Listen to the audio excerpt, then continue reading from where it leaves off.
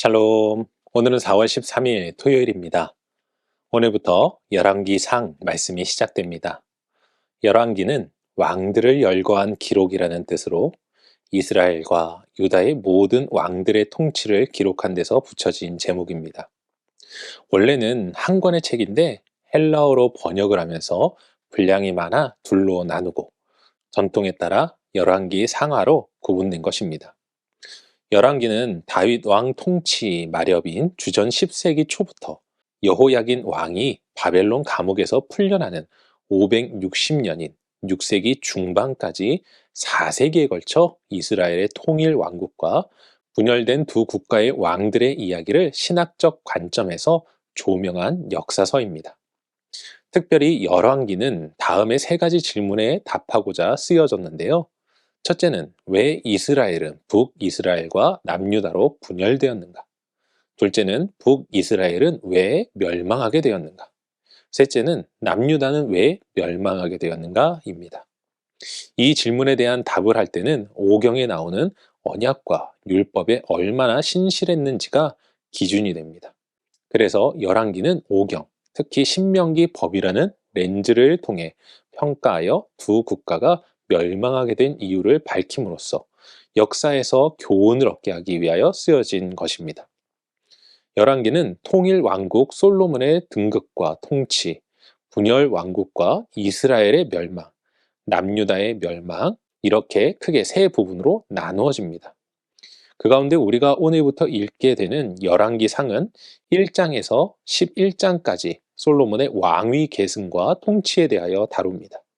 솔로몬은 성전을 건축하는 등 초기 아주 이상적인 모습의 왕으로 그려지지만 이후 이방 아내들에 의한 다신들을 수용하면서 분열 왕국의 계기를 만들게 됩니다.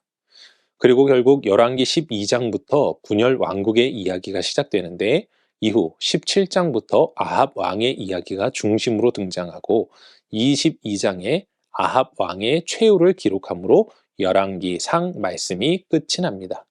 우리 모두 열왕기상 말씀을 통하여 통일 왕국의 전성기와 쇠퇴 그리고 분열 속에서 하나님께서 원하시는 뜻을 발견함으로 우리의 신앙을 점검하고 회복하는 시간이 되시길 바랍니다. 오늘 우리가 함께 읽을 말씀은 열왕기상 1장에서 3장까지입니다.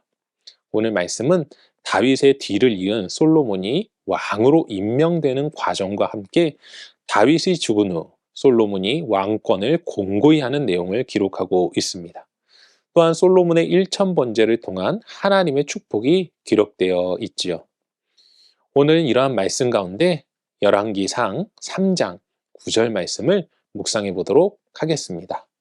열왕기상 3장 9절 함께 읽겠습니다. 누가 주의 이 많은 백성을 재판할 수 있사오리이까? 듣는 마음을 종에게 주사 주의 백성을 재판하여 선악을 분별하게 하옵소서. 아멘. 이 세상의 지혜를 이야기할 때 가장 먼저 떠오르는 사람은 바로 솔로몬입니다.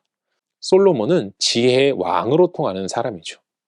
성경은 세상이 존재하는 한 솔로몬과 같은 지혜를 가진 사람은 없을 것이라 이야기합니다.